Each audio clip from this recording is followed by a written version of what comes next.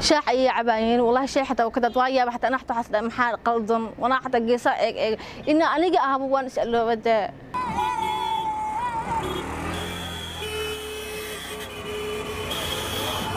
marka magaalada aan soo aaday ragga isoo wada dayaayo dumarka xataa ma waxaan isoo wada day waxaan dhiilaa indhaha iga yareeya tisoo aniga markaan wadada maraayo aad iyo aad korkayga uga xantooda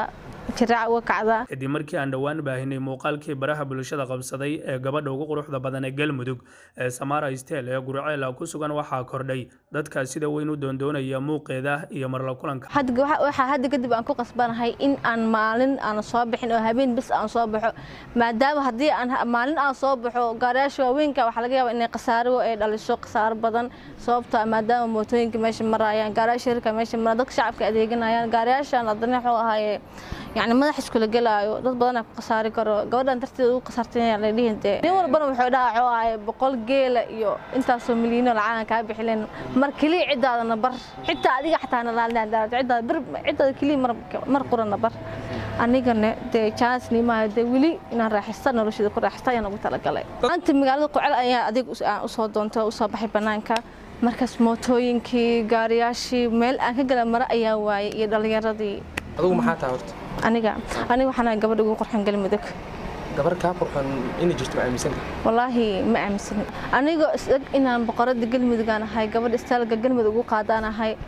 أنا وحنا هاي قبل قرح بدن والصومال الدنيا نكسوريجا وح قبل صومالي شفت بل قبل أنا كلا حتى إلا ترتمي كرت حتى مل سويس تاعي كرت إن كنتيش كده يبل وأنا أقولها إن قروح يكسور شيء وحن كله لا مقال كنا في شركة waxaan nasiib u yeelanay in la kulano Samara oo soo aaday suuqa si ay u dukaamaysato waxaana markiiba isqabsaday suuqa dhexdiisa sawaxanka iyo qaylada hoonka gawaarida waxaana mar qura jaam noqday goobta ay Samara taagnayd iyo aaga ku xeeran waxayna dadka isha la raacayaan midabkeeda iyo muuqaalkeeda soo jiidashada leh laakiin Samara arrinkani wax walwal ah kuma hayo waxayna ay sheegtay in aanay la yaab ahayn in marka ay darawlo badan arkaan inay hoonka ku dul kufaan Samara Steel waxa ay leedahay waxa iska soo daba dhacaya casuumad heer caalami ah waxa si badanaya dadka doondoonaya kadib markii ay baahisay qofka ay tahay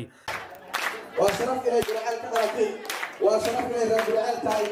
waa noo sharaf inay caawinta la soo taag Samara soo dhow Samara ayaa